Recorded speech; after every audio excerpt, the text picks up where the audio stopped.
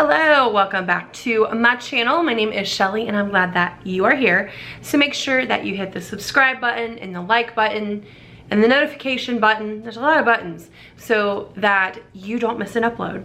Today, we're gonna be talking about Thanksgiving and specifically what to do or how to accommodate someone who might be gluten-free at your Thanksgiving. So I've been gluten-free going on 10 years now. I've been to a myriad of family Thanksgivings and other holidays, and I have some tips for you. If you are in that boat, if you are hosting and you have a gluten-free person, or if you are a gluten-free person going to someone else's house for a holiday. My first tip, if you are hosting a holiday meal, is don't be offended if your gluten-free person doesn't eat at your house or brings their own food. I have done both.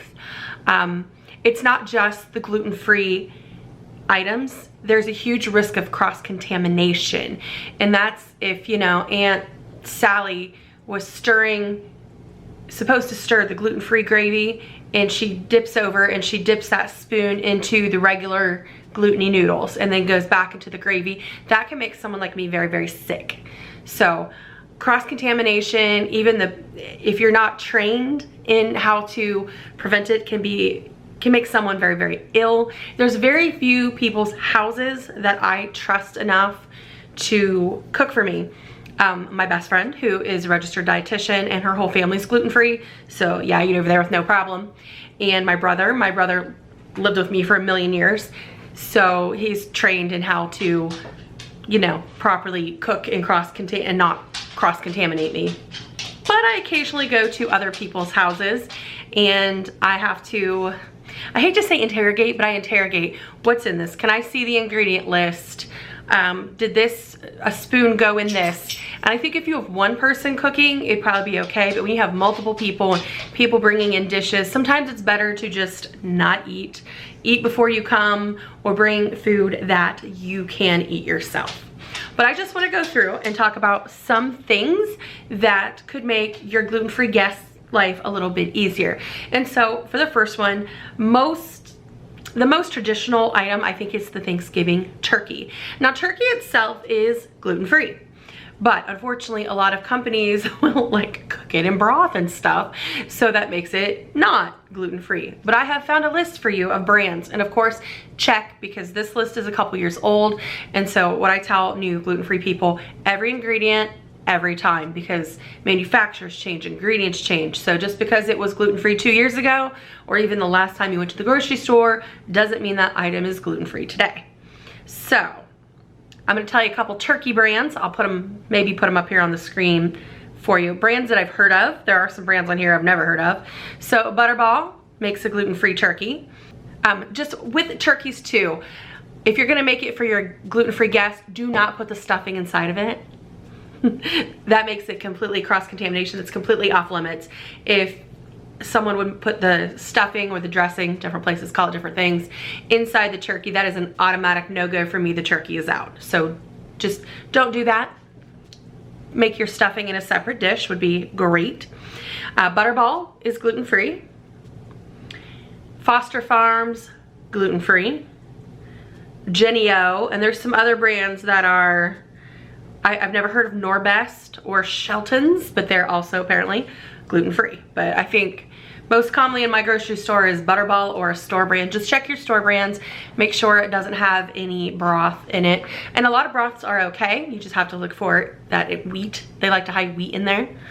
Wheat, barley, or rye. Rye's rarely ever in anything.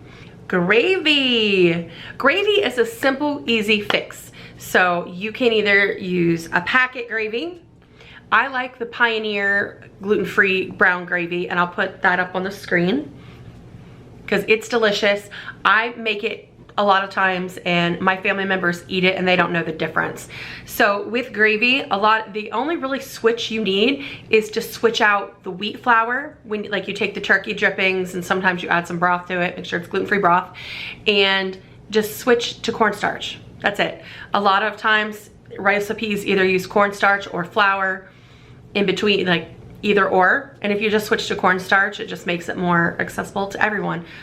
Obviously, I've never seen a cornstarch with gluten, but there could be, so just double check your ingredients. Weird things are out there. Just double check your ingredients. Mashed potatoes. Mashed potatoes are fine as long as you don't cross-contaminate and you don't cook them with like a broth that has gluten. Actually, let me show you the broth that I use that's gluten-free.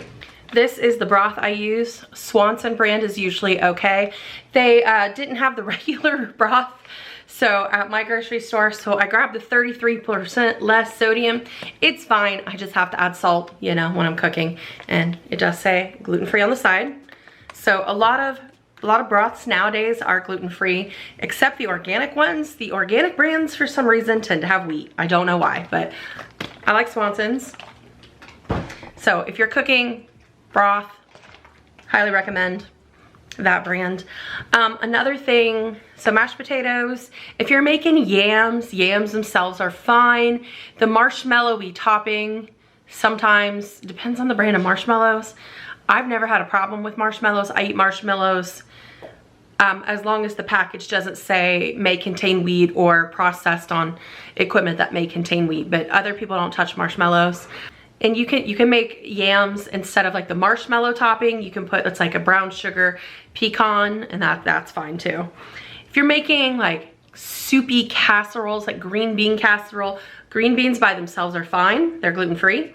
Like fruits and vegetables, meats in their natural form are fine. I like, if you're making like, I don't know, I've never had green bean casserole. I know, that seems like sacrilegious, but that was not a thing in my family growing up, so I've never had it. But I think you mix like soups in there, but this is the organic cream of chicken, and it is Pacifica brand. It is gluten-free. There's also, I've seen like cream of celery, cream of mushroom at Walmart in the gluten-free section. So just simple little substitutions. I know there's like crispy onions on top of a gluten-free, or on top of a green bean casserole. I have seen gluten-free French fried onions before, but I can't find them this year. So me personally, I would forego the green bean casserole. I would not eat that, but another popular one is stuffing or dressing. Just depends on where you go. I will link my favorite recipe. I make it usually every year. It's from Gluten-Free Girl, and it's basically from scratch. But if that's a lot of work, it's a lot of work. This is a good option. This is Live G-Free, gluten-free turkey stuffing. I bought this at Aldi. Aldi has pretty good selection of gluten-free things.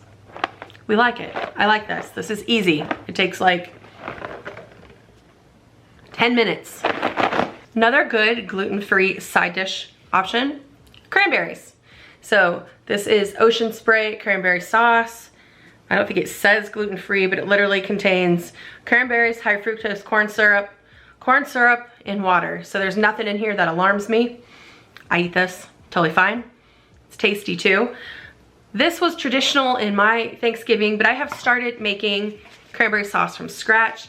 You can find a lot of recipes online. So these are fresh cranberries, and usually it's like sugar and water, and you just kind of make a thing out of that. There's lots of recipes. If I find a good one, I'll link it below. Another thing that we usually have at my Thanksgiving is deviled eggs. So I make them with mustard, mayonnaise, and some paprika. And I mean, check the ingredients, but generally those are fine. And I love deviled eggs. You can make gluten-free mac and cheese. I actually think you could do it from scratch. That's an option. Walmart has the best mac and cheese. And if you've seen my video on trying all the different macaroni and cheese brands, Walmart has the best gluten-free mac and cheese. For dessert, who doesn't love a pumpkin pie? So I buy these gluten-free pie shells, and they're wholly gluten-free. I find them in my local Kroger, and I live in a really small rural area, so if I can find them, you can probably find them in a bigger city. I use these for all kinds of pies, but the rest of the pumpkin pie ingredients they're fine. Gluten-free, pumpkin, evaporated milk, condensed milk. I can't remember, I always have to find a recipe. If you're making pumpkin pies though, if you're making a gluten-free one, I would put it on the top rack and put the other pies on the bottom. Just if you're baking them all together, just in case one drips. You don't want a gluten-y pie dripping into a gluten-free pie, just for cross-contamination. I would probably bake it myself, but those are some options. A lot of people have noodles, and that used to be my favorite thing, was to roll out and cut the noodles with my mom. That was many, many years ago, pre-celiac diagnosis. So yeah, you can buy like egg noodles. Some things you can find in your local grocery store. Depending on the grocery store, they might have it set up where gluten-free stuff has its own section, which I prefer, but lately they've been scattering them out, so you have to go through the whole store and look for things. So gluten-free egg noodles might be in with the regular noodles. You just, you know, if you have noodles, cook them separately. Noodles aren't a big thing to me. I try to cut my carb intake anyway. A lot of people have dinner rolls. There's a brand I like, and I wish I would have bought them at the grocery store the other day. They're the Kenny Kinnick brand, and they're really cute. I mean, they're cute. They're dinner rolls. They're decent, and I like them with my soup and things. So I get those a lot. Oh, but you can buy things at your regular grocery store, and if you're lucky enough to have a gluten-free bakery around where I live, Happy Goat Gluten-Free Bakery, they have their usual baked goods, but they also have like a little frozen section, and I can find different things there, and I really enjoy it. So that's how you accommodate a gluten-free guest if you have one coming to your Thanksgiving dinner. So sometimes easy, simple changes can make the meal more accessible for lots of people. So thank you for watching, and I hope you have a happy Thanksgiving if you celebrate, and I'll see you on the next one. Bye guys.